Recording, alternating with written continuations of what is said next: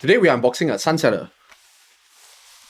Hey yo, what the quality control? So today we are unboxing a Sunsetter. I took a first look at the unit and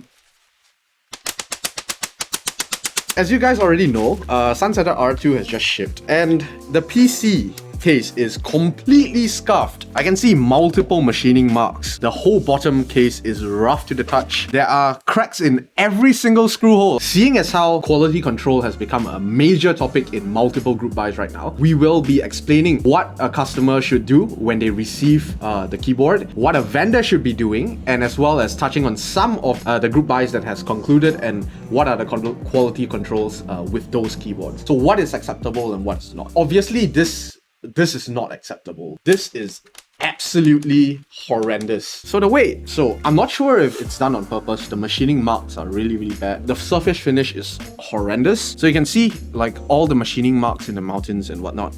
This is insane. Look at the scarf. This is the foam that was sent to me. It looks like a bloody Dali painting. This is the PC or palm plate. I don't know which one I bought. I think this is PC. There are burn marks and smoke marks everywhere and the paper looks kind of scuffed, but expected that. Alu plate looks okay, I guess. These are the weights that I bought. So I bought the material set. The material set consists of the titanium, aluminum, and the copper, and also the mahogany. Wait. So you may have noticed one of the badges are missing. Are you sure this is okay? Dude, what? Bruh. Hot in 4K. Oh, this is burnt metal. This is actually molten metal that they just did not remove. Where's that fingerprint here? Bro, there's a genuine fingerprint on here as well. I'll say just to say, like, this is definitely not anodized aluminum at all. It's very fucked. I don't know why, but the switch hole cutouts are not straight. Like It's if you feel this, I'll just call them their burrs, basically. So they're like yeah. little jagged edges of metal that haven't been CNC properly. So there are quite a lot of burrs in very rough. various switch Very holes. roughly. This is bad. And again, for the titanium badge, you know, something so expensive, there are literal lines running through the badge. This is the finish on the copper, bro. This is actually the finish on the copper. Bro, take a look at this. What the?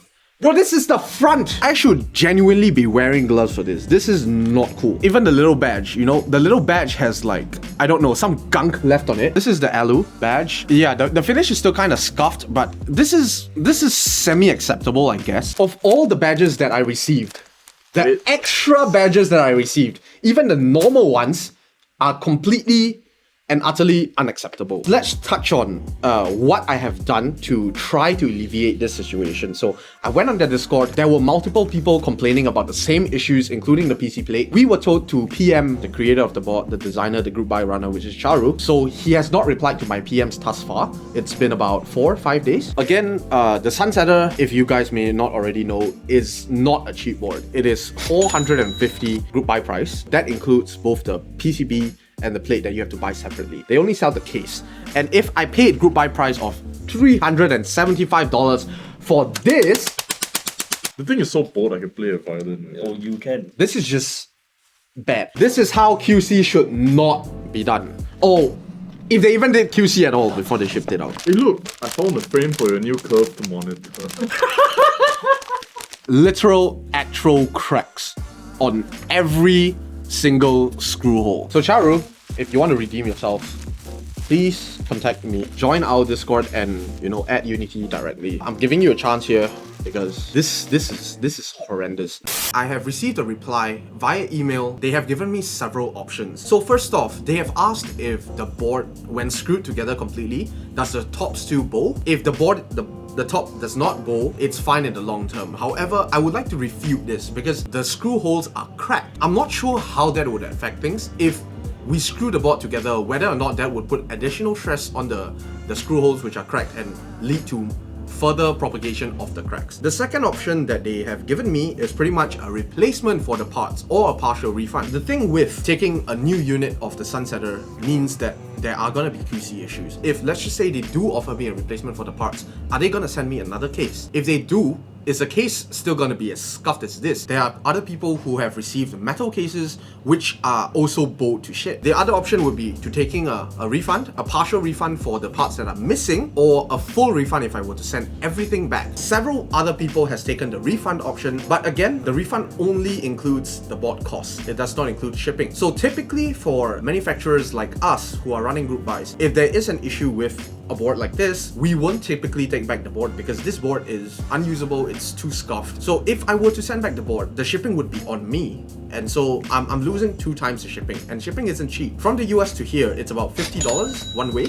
So it's $100 if I were to ship back the board for a full refund. That's easily 1/3 the cost of the board already, which makes no sense. So obviously I won't be taking that option. I would suggest them to send me a whole new board. No point in taking this back, it's scuffed as hell. Send me the replacement parts because I want to build the Sunsetter properly, and hopefully this time the PC case would come intact. Now let's have some comparisons. What the customer should be doing when they receive the group buy.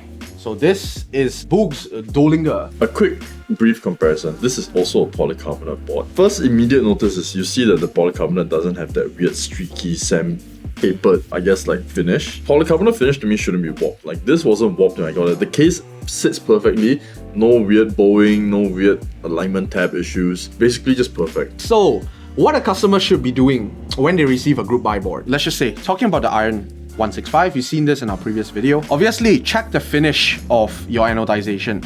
If they're streaking, there are pits, dents, burr spurs, whatever, especially if the manufacturer has dropped the damn board before. Check the screw holes, the small little feet, whether they fit, the cuts like this, if it's steep, if it's sharp, check it. Most importantly, check that you have received every single item in your order. So, an Iron 165 by Smith & Rune is a really, really nice board. I think this is almost perfect. I see a tiny little bit of streaking on the top case. The Iron 165 is $475 board, so it's comparable to the Sunsetter. If they can QC it this well, I don't see why they cannot QC the scuff setter this well. Resort to calling it scuff setter already. But yeah. I talked about looking for burr spurs, little cracks and whatnot. What are acceptable imperfections? You may have heard that some group buys, when they run extras especially, they release B stock units or even C stock units. A or S stock means the board looks perfect on the outside. Every single surface that is visible to you when the board is built should be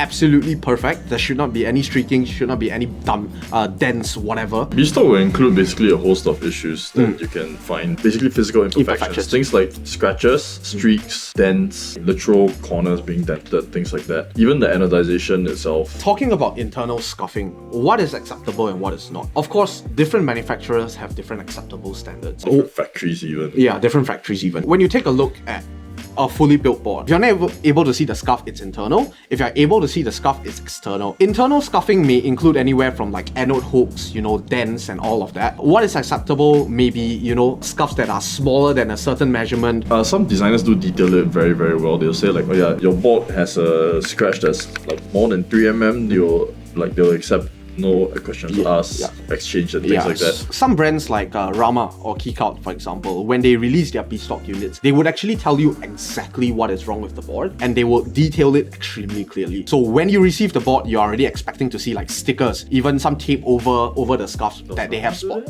Yeah, Rama does that. And I think that should be something that the group buy runners should do, at least for the B-stock units. Something you should look for, especially in the anodization front, would be anodization mismatching. So something like the top and the bottom case, if it's the same color, or it's supposed to be the same color, and you can spot a difference, that's anode mismatch already. As a vendor, because Mecha is a store, we run our own group buy boards. What is our responsibility? Evidently, when it comes down, to us from the factory or from the anodization front, we should be checking every single board. It's just something that we should be doing without question. One board that has recently ran is the Kawayo. So we have just recently received a lot of units from the factory that were supposed to fulfill the group buy, but we have spotted some really glaring issues that we want to touch on today. So let us just show you what the Kawayo is supposed to look like. The Kawayo. Difficult to show on camera, but I'll do my best. This is the anodization. It's supposed to match top and bottom case. If the colors of the top and bottom case are supposed to be the same, you should not be able to spot the color difference difference. There should not be external scuffing, although yes, this is a prototype unit, so we have used this and there may be some,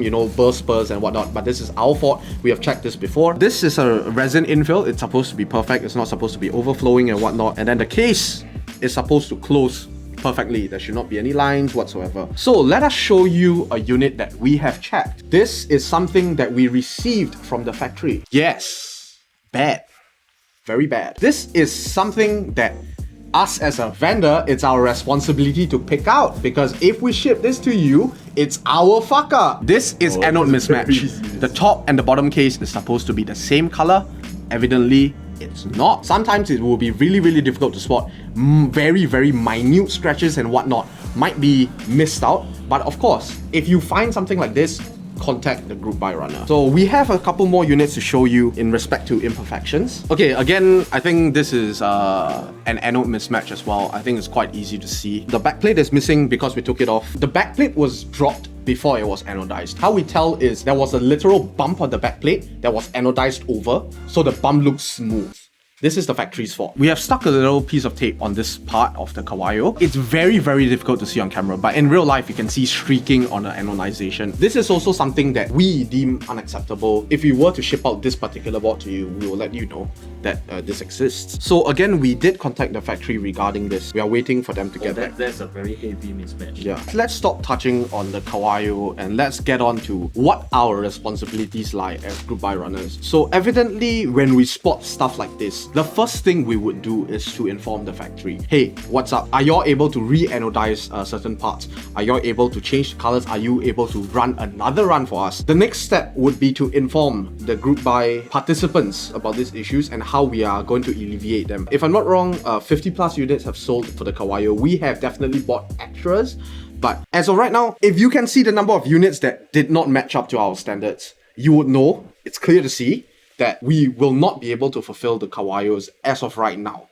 at least until we fix these issues. We do apologize for the delays, but we are trying our best to give you the most perfect product that you paid for. Sorry, masen. Yeah. Sorry, masen. Sumimasen, we are very mianhamnida of your 对不起. Maaf. Maaf.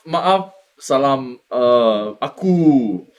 Aku yang. So again, for Kawayo, we will be letting you guys know when you will be receiving your units, if we are redoing the anode or something like that. Every step will be transparent to you guys. Yes, but again, QC issues, please, for the love of God, if you are a vendor, take responsibility for your bullshit. If you are a customer that has bought from a group buy, please check your shit. So this video is sponsored by